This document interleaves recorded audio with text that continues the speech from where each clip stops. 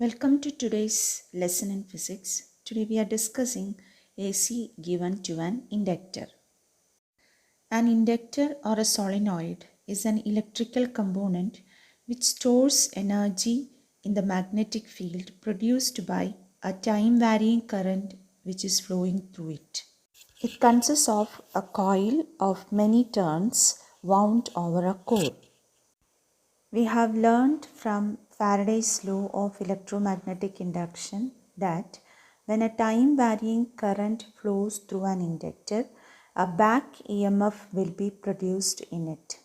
And according to Faraday's law, that EMF induced is directly proportional to di by dt, or E is equal to minus L into di by dt. Here L is called as self-inductance of that solenoid or the self-inductance of that inductor. Because of the self-inductance, an inductor opposes any growth or decay of current through it. The negative sign in the equation stands for that opposition offered by the inductor.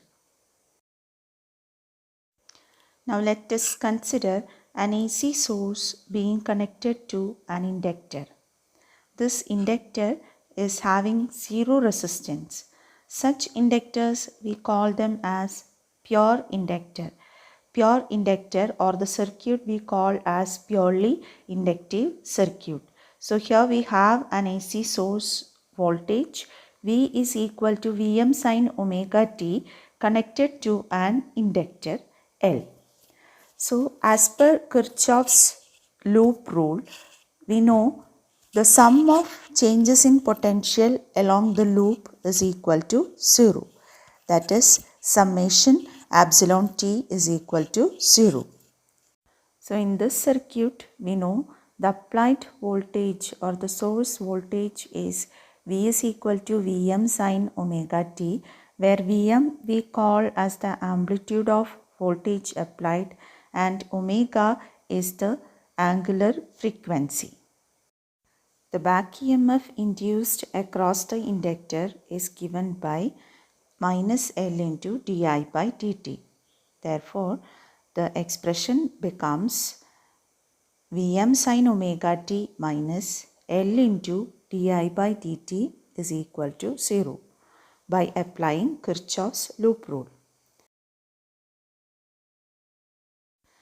Here Vm sin omega t is the applied voltage and L into di by dt is the back EMF in the inductor.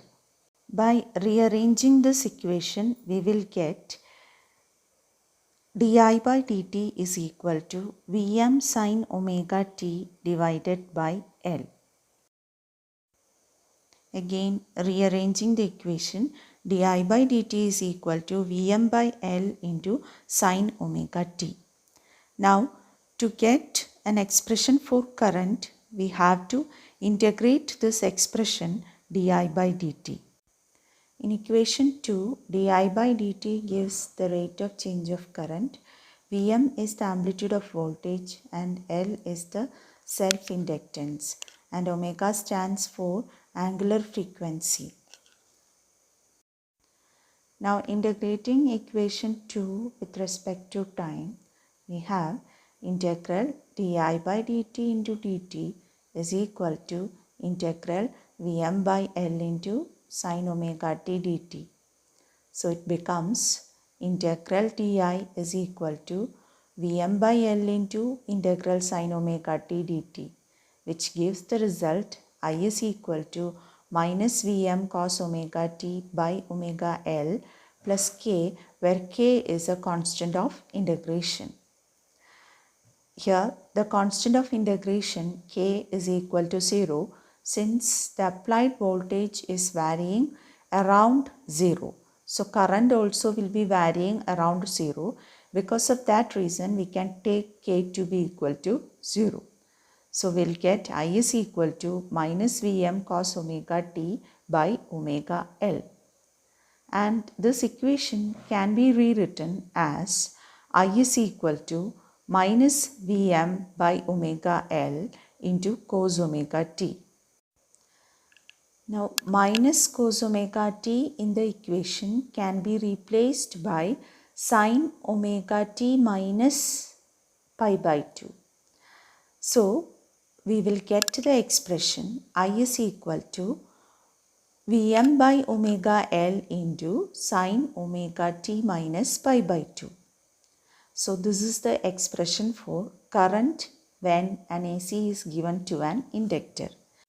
In this equation, we have the term omega L, which is having the same dimensions and units as that of resistance. That omega L represented with XL is called as inductive reactance. Therefore, Im is equal to Vm by omega L, that is equal to Vm by XL, where Im is the amplitude of current. So our expression for current, it becomes I is equal to Im sin omega t minus pi by 2.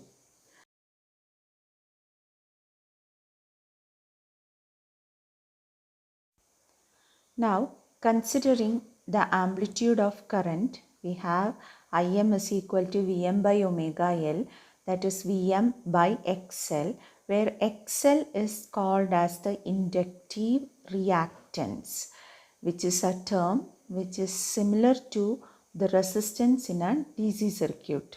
So XL has the same dimensions and SI units as that of resistance. Now we have XL is equal to L omega, which means that XL is directly proportional to L and XL is directly proportional to omega. You know, omega is 2 pi f, where f is the frequency. So we can write that XL is directly proportional to f, or XL is equal to 2 pi f into L. So that is the expression for inductive reactance. Now analyzing the expressions for voltage and current in the inductive circuit, we can say that current in the circuit lags behind the voltage by an angle pi by 2. This we can represent with the help of a phasor diagram. As the voltage and current phasors rotate, generate the voltage and current, which is Vm sin omega t and Im sin omega t minus pi by 2. Now coming to the average power dissipation, we have the instantaneous voltage and current as V is equal to Vm sin omega t and I is equal to minus Im cos omega t.